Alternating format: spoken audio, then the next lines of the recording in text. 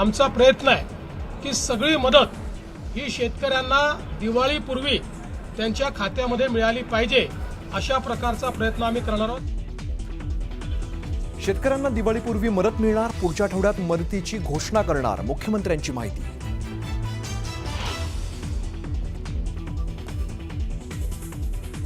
बँकांना पूरग्रस्तांकडून वसुली करू देणार नाही, पूरग्रस्तांना 2 ते 3 महिने त्रास होणार नाही ही काळजी घेऊ, मुख्यमंत्र्यांचा पूरग्रस्त शेतकऱ्यांना शब्द।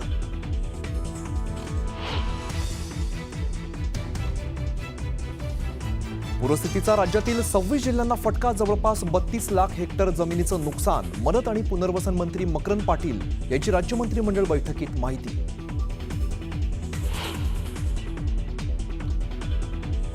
अतिवृष्टीग्रस्त जिल्ह्यातील शेतकऱ्यांसाठी डीपीडीसीच्या निधीतून खर्चाला मंजुरी, जिल्हा नियोजन निधीतून कमाल 5% निधी खर्च करण्याची तरतूद।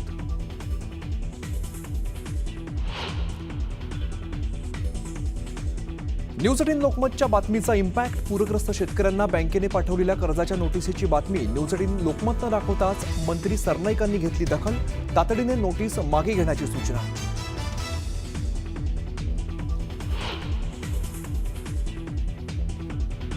मुंबईतील दसरा मेळावा हा ठाकरेंच्या शिवसेनेचाच, बाकी सगळं बोगस, तर शिंदेंनी अहमदाबाद किंवा सुरतमध्ये मेळावा घ्यावा, संजय राऊतांचा शिंदेंवरती हल्लाबोल।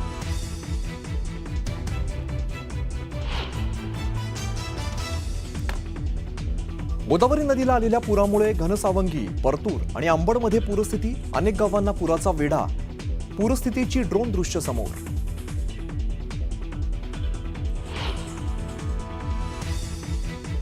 अहिल्यानगरमधील असदुद्दीन ओवेसींची आजची सभा रद्द, 9 ऑक्टोबरला होणार सभा, कोठला गावातील तणावामुळे सभा पुढे ढकलली।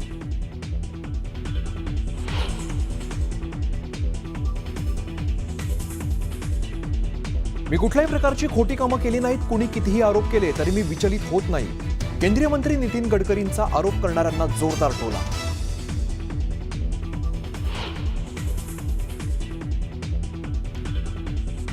गोंदियामध्ये शिवसेना उभाटा पक्षाचे जिल्हा प्रमुख आणि राष्ट्रवादीच्या शहराध्यक्षांमध्ये तुफान हाणामारी, दर्शनाच्या वादातून झाली हाणामारी।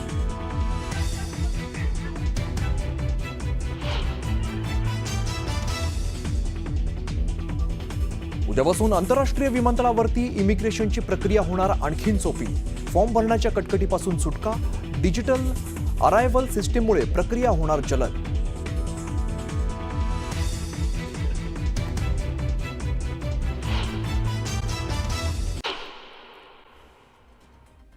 दुष्काळी टंचाईबाबतच्या सवलती लागू केल्या जाणार आहेत, शेतकऱ्यांना दिवाळीपूर्वी मदत मिळणार आहे अशी घोषणा केली मुख्यमंत्री देवेंद्र फडणवीस यांनी।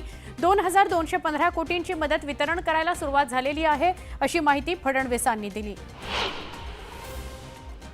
केंद्राच्या मदतीची तुर्तास वाट न बघता राज्य सरकारकडून मदत केली जाणार आहे, पूरग्रस्तांना 3 महिने कोणताही त्रास होणार नाही असं आश्वासन देवेंद्र फडणवीसांनी दिलं।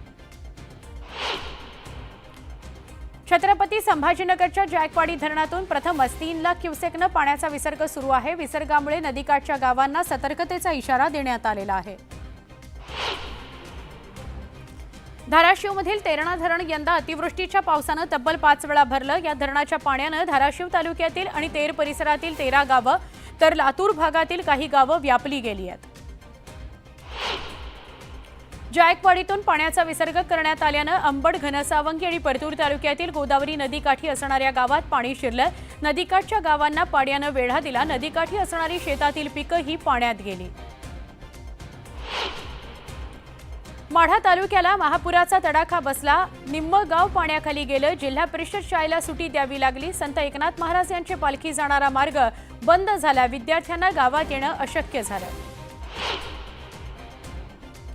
नाशिकच्या इगतपुरी तालुक्यातील पूर्व भागात पावसानं कहर केला, मुसळधार पावसानं 2 एकर शेतीचं नुकसान केलं, तात्काळ पंचनामे करून नुकसान भरपाई देण्याची मागणी शेतकऱ्यांनी केली आहे।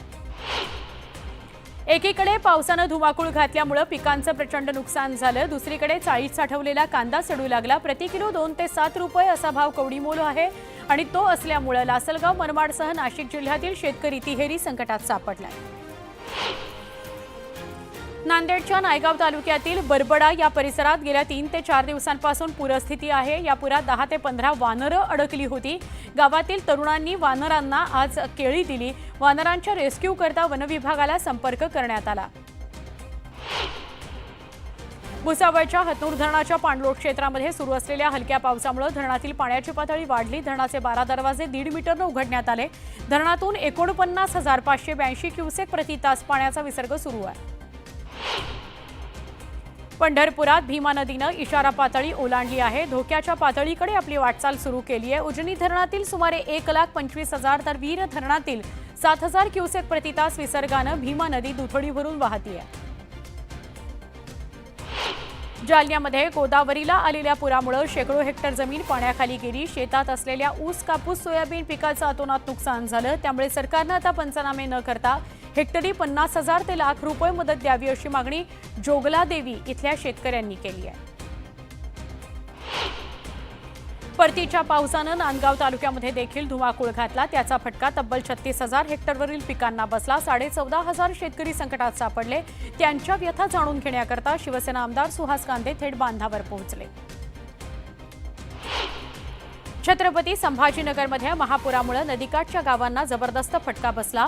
अनेक कुटुंब बेघर झाली। अनेकांनी आपला संसार रस्त्यावरच मांडला।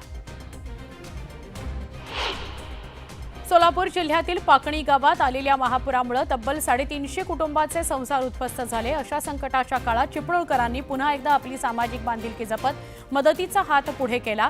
या कुटुंबांना संसारोपयोगी साहित्य देण्यात येणार आहे। चंद्रपूर जिल्ह्यात वार्षिक पर्जन्य सरासरीच्या 120% इतका पाऊस पडून गेलाय। जिल्ह्यात गेल्या 4 महिन्यांमध्ये विविध महसूल मंडळांमध्ये 65 वेळा अतिवृष्टी झाली आहे। नुकसानीमुळे शेतकऱ्यांचं कंबरडं मोडलंय। अतिवृष्टीमुळे मनमाड, मालेगावसह नाशिक जिल्ह्याच्या ग्रामीण भागात तब्बल 38,783 हेक्टरवरील कांदा पीक आणि 347 हेक्टरवरील कांदा रोपाचं नुकसान झालं। एकीकडे कांद्याला भाव नाही, दुसरीकडे पावसानं झालेलं नुकसान यामुळे शेतकरी मेटाकुटीला आलेला आहे। नाशिकच्या त्र्यंबकेश्वर शहरापासून अवघ्या काही किलोमीटर अंतरावर असलेला वाळुंजे या भागातील बेरवळपाडा जिथे जाण्याकरता रस्ताच नाहीये, त्यामुळे या भागातील नागरिकांना नदीच्या प्रवाहातून वाट काढावी लागते आणि अंत्ययात्रा तिथूनच काढावी लागली।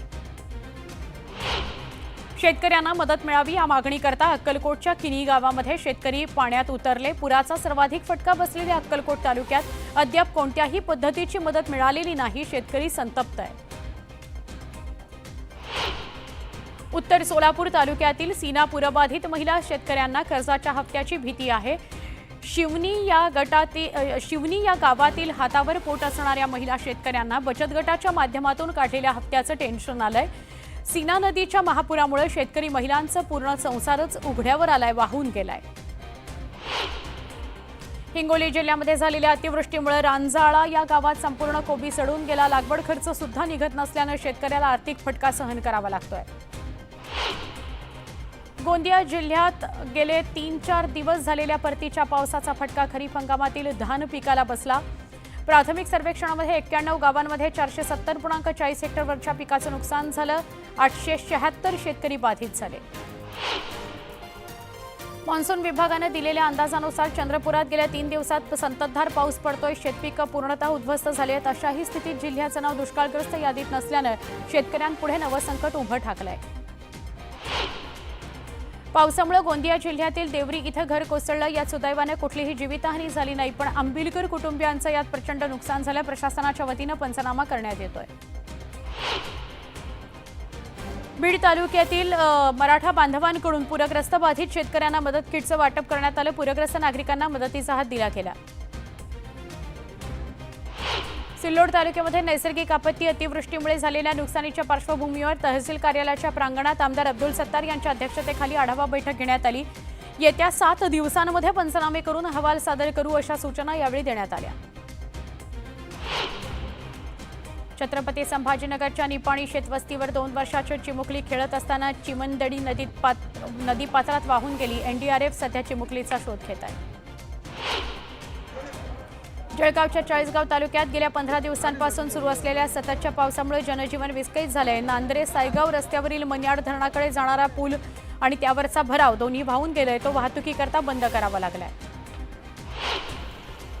मुंबईसह संपूर्ण कोकण आणि विदर्भ वगळता उर्वरित महाराष्ट्रातील मराठवाडा, खान्देश, नाशिक, अहिल्यानगर, पुणे, सातारा, सांगली, कोल्हापूर, सोलापूर अशा 18 जिल्ह्यांमधून पावसाचा जोर काहीसा ओसरण्याची शक्यता आहे. तिथं या 18 जिल्ह्यात पूर्णतः नव्हे परंतु काहीशी उघडीप जाणवते आहे. केवळ तुरळक ठिकाणी मध्यम स्वरूपाचा पाऊस पडेल.